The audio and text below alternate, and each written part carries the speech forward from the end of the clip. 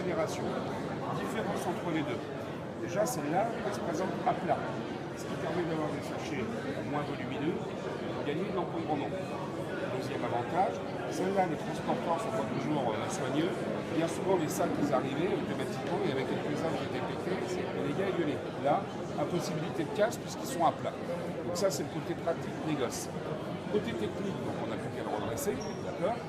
Même principe, sauf que là, la partie, elle est lisse sur les anciens, d'accord?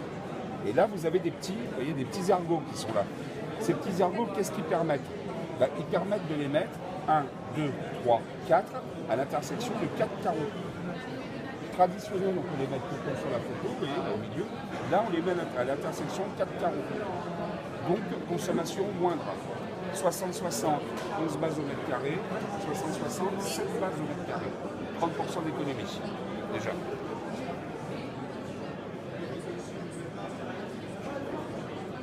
Je l'ai tordu dans tous les sens, pourquoi après. Après, pareil, il faut se décaler. Les grandes lames d'un mètre 80, machin, qui ne sont pas très bien calibrées, on les repasse complètement avec ça. Du petit trou ici.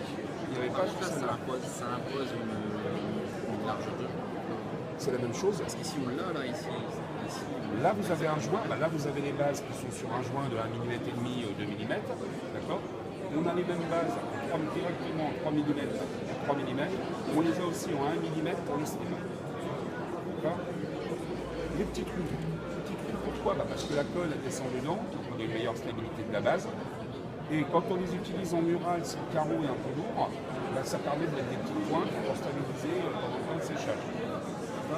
Donc 30% de gain de temps, donc ils sont 30% de moins. Autre avantage, la pince reste la même, les points restent les mêmes. À la base, la pince, il y a une vis de réglage. On règle sur le premier, et comme ça on exerce la même pression. Je veux dire, il y a pas mal de bourrins dans la profession, moi-même j'en suis un, les gars ils règlent pas, ils servent ça comme c'est pas permis. Et qu'est-ce qui se passe? Ils disent, ouais, ma base elle a pété. Oui, parce qu'ici c'est rigide, donc c'est relativement fragile. Là, on a changé la matière, la base, on peut la tordre alors dans tous les sens, comme on veut, hop, elle pète pas. Donc même s'ils ne règlent pas la pince, ils feront le boulot sans aucun souci. Voilà. Et après, ça reste le même principe, quand la colle elle a pris, un coup de pied au sol, boum, partie basse reste noyée, ça s'en va. Voilà. Donc le fait que ça résiste mieux, c'est pas plus difficile à casser, par contre. Absolument plus difficile à casser, mais le plastique est différent, et là automatiquement, même si on ne règle pas la fin, voilà, on peut le tordre, j'y vais de bon cœur. Même là, non, même pas, elle est revenue. Incroyable, hein. Donc ça, c'est vraiment les nouvelles générations. Ça fait 1 an qu'on les a, on sait qu'il faut à peu près 3 ans pour faire basculer complètement d'un produit vers un autre. Mais vous prenez votre collègue de poignée. Poignère, ça fait 1 an qu'il a le box comme ça. Les gens ne veulent plus des bases standards, ils ne veulent plus que ça. Parce qu'une fois qu'ils y ont goûté, c'est terminé.